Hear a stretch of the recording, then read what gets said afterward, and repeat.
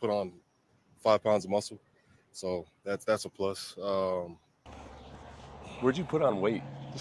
Where? Yeah, when you said you gained weight this offseason, I'm like, oh, no, all right, wait a second, because you work out hard. You've been at it a while. So like I was surprised. Usually guys when they start to hit 30, you might want to lose a couple pounds. So like, what'd you change this offseason? I feel like this offseason I just wanted to use more of my power moves. Yeah. 'Cause I felt like last year I was too finesse. Yeah. So that was a big focus on this offseason, just gain strength for like my power moves. And just that helps you with your finesse stuff too, right? Yeah, it balances it and opens stuff out. So Yeah. What'd you do though? Was it legs? Was it just everything in general? Or? man, I did a lot of pull-ups. I did a lot of legs, a lot of pull-ups. Yeah. So that was the big thing. Did you actually put on mass in your lats? I did. Man, I just kept gaining, like, because it was weighted pull-ups all the time. Yeah. So, like, my coach, he would just keep adding weight every time, and, the weight just came into my mid-frame. Really? Yeah, it's funny. You feel like a Marine, right? Like you're just up there. Yeah. You ever do negatives with the weight? Eccentrics? Like yeah. That's what we do. Yeah, that's Go what up, you do, go yeah. down slowly. Yeah. Down with like when just see how much weight you can get up. Do you get assisted up and then down low? You got to get up on your own. Jesus. You got to get up on your own, man.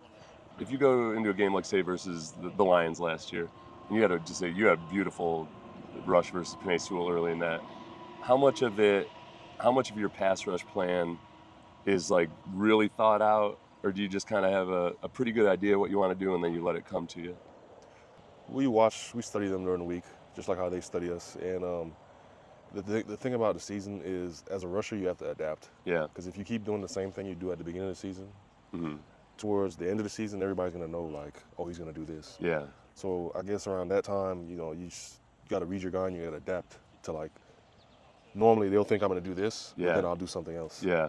So I think right around mid-season, you got, like, most of your moves coming back to you, You gotta, they're coming back to you. Yeah. Like you're starting to feel like, oh, Mid-season okay, form, that's they've what they- adjusted for, Yeah. What about like within the game? Do you feel like when do you start to get a feel for like, oh, okay, this is what's going to work today?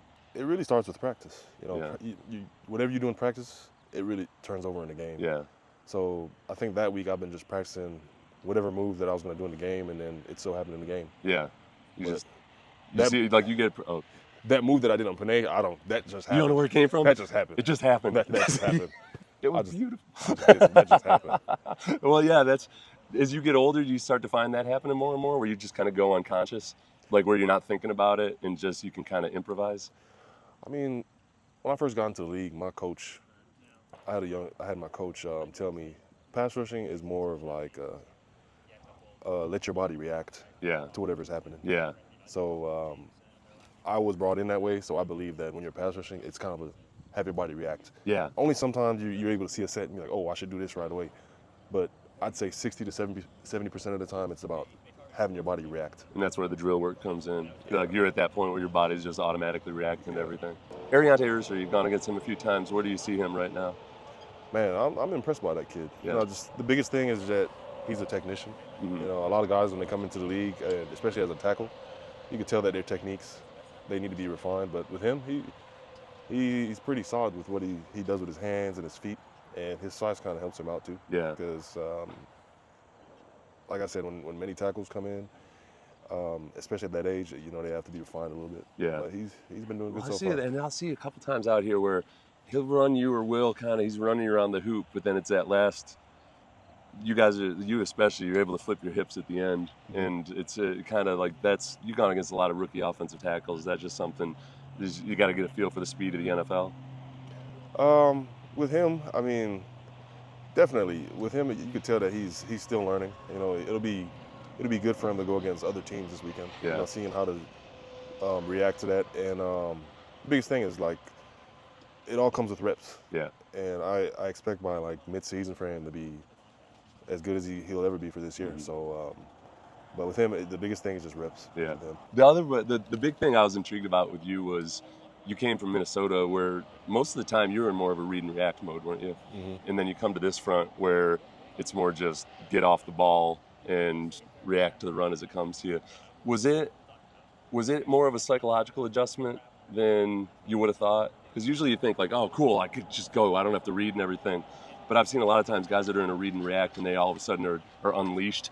You still got all those old habits in you where you gotta remind yourself that it's okay to just go. I mean, definitely at first you think about just playing like your old ways. Yeah. But as you keep doing it more and more with repetition, it Yeah. takes out the thinking part. Yeah.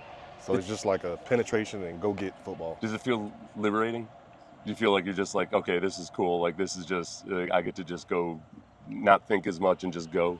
Honestly, for some people, it's better for them. Yeah. You know, like it takes out the thinking part. You just go Yeah. and just run, not read, but like run and react. Yeah. That's basically what it is. It just feels like see ball, chase ball, all that. Just it's like a dark room when you're running in a dark room. Yeah. As fast as you can. That's really what it and is. just go. Don't worry about hitting anything, or just Exactly. like or try to hit something. I was also really intrigued when you came in because you've got, you're calm, cool, and collected. You're very like I feel like your game is almost like it's artful in a way, and then Will is just bull in the china shop. Mm-hmm. And you could see his rookie year, there were times where he did the classic rookie thing where man he had a good rush going, but he just kept going, Mm-hmm. and like to the point where you got to kind of calm down and relax a little bit at the top of your rush. Did you talk to Will about that at all, or is that something that he just kind of settled down on his own? I mean, I definitely taught Will some things, but he's a smart kid. Yeah. He knows how to talk to people around the league. Yeah. You know, from like top rushers and all that stuff. He works out with them in off season. I see him during the season, and he takes notes. Yeah. And he's always trying to get better as a player. Mm-hmm. So everybody has a level of like between 1 and 10 of what they should be playing on. Yeah. And for him, it may be level 6. For me, it may be level 4 or something. Yeah. But each game varies. So with him, he understands that like, okay, I don't need to be at a 10 to be able to like play how I want to play. Yeah. So, but he's learned over the years. Every year, I can see him just maturing better and more as a football player and as a person. Mm-hmm. And he's young. Yeah. So that's another thing that's very impressive about him. But you can tell that he wants to be great. You can tell that he wants to be better, and you can tell that he wants the people around him to be good too. Yeah, yeah. Like, and he's got that personality where he said before that he sometimes needs to dial it back a little bit when he's talking to other guys about what they need to do. Have you seen that, or like I feel like it seems like he might be critical of himself or more critical of himself than he actually needs to be. I think as the years go on, he realizes that everybody is different. Yeah. You know, not everybody needs to do the same thing. So as a player, he understands that whatever he does different from everybody else, not everybody would be able to do that. So what do you do? What's your routine like pregame? How early do you get out on the field to do your own individual stuff, or do you not at all? Man, I'll be on game days. I try to get up as early as possible. Yeah. You know, just so I could just get into like a rhythm. Mm-hmm. If we have like a 12 o'clock game, I'll be up at like 5. Yeah.